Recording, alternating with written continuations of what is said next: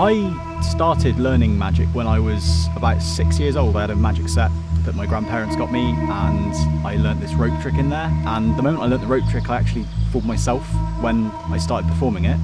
And that sort of that love, that wonder that I had, I think I just kind of took it on with me and started learning more and more. And then about 6 years old, yeah. Magic definitely had an impact in the stuff I do with hypnosis now, yeah. I kind of mix the two together sometimes as well, which is cool.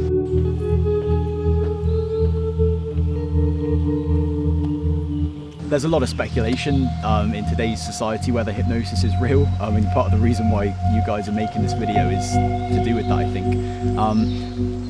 Funnily enough, I don't actually believe in hypnosis, even though I do it. This is something that I've spoken about with quite a few magicians and hypnotists. But yeah, no, I don't believe in hypnosis, but I do believe that there is what Freud said, when he discovered the psychodynamic approach to psychology and published his workings on that. There was a definite sort of understanding of the conscious, subconscious and unconscious mind. Hypnosis is not mind control, so I'm not controlling anyone's mind. It's literally natural human behaviour at the end of the day. A lot of people ask me sometimes, like, what if I can't be hypnotised, or can I be hypnotised? And these are questions that we all have, because hypnosis is such a grey sort of area for a lot of people. No one is ever expected to learn it. And the answer is yes, everyone can be hypnotised. We're all humans, we all share the same technology in our heads. We think differently, which can have an effect on whether hypnosis is effective or not. When looking at sort of side effects of hypnosis, there's a few different ones. There's something called an ab reaction.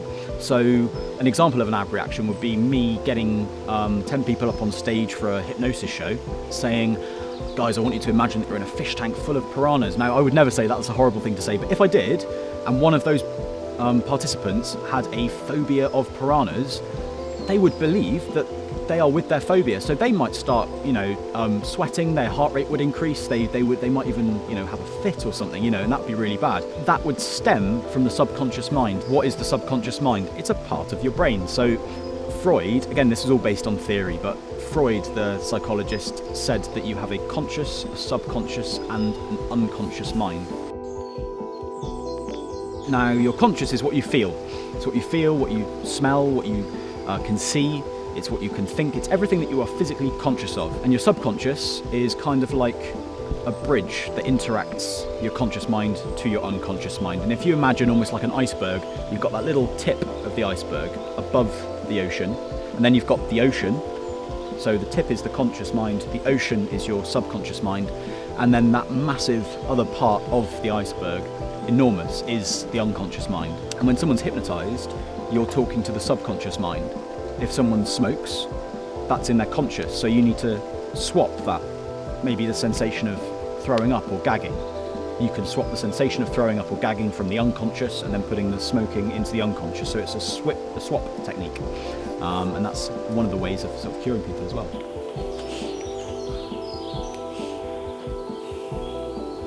Oh, have you seen this? Come have a look, mate. Come have a look. Hypnosis as a whole, they all do the same thing, but there are definitely different genres. I'd call it genres of it. So you get stage hypnosis, you get, stage hypnosis is, all the 10 people and they're all kind of asleep and doing stupid, wacky things. There's something called subliminal suggestion, which is what I focus more on. So some other people might call that waking hypnosis. So when you're not in any trance, the participant isn't actually aware that they're hypnotized, but using sometimes something that's known as NLP, neuro-linguistic programming. I'm just going to attach that helium balloon again to this hand, and that starts lifting up now. That's right, we'll put another one on and it starts to get higher and higher and higher. Just let that. Even though it's happening in their mind, and I can't make anyone do anything that they don't want to do, it's all in their own head. I feel that the most impressive thing, like even forgetting their name, just not being able to say it, like at all, the name that they've been called since birth, the fact that you can just take that away from someone in a split second and them sort of almost have no idea how that's happened, even though they're doing it to themselves, I think, yeah, it's pretty cool, yeah. Yeah, you just feel good, right? Yeah, exactly. Shake my hand, just 2 seconds. Sleep all the way down, completely let us go, sinking, floating, drifting down, all the way down. With regards to like audience sizes and stuff, I'm not really into making people look silly on a stage, so I don't tend to do any of the stage hypnosis as such. I'm a wedding magician, so I perform tricks to people at close close encounters in like drinks receptions and that sort of thing.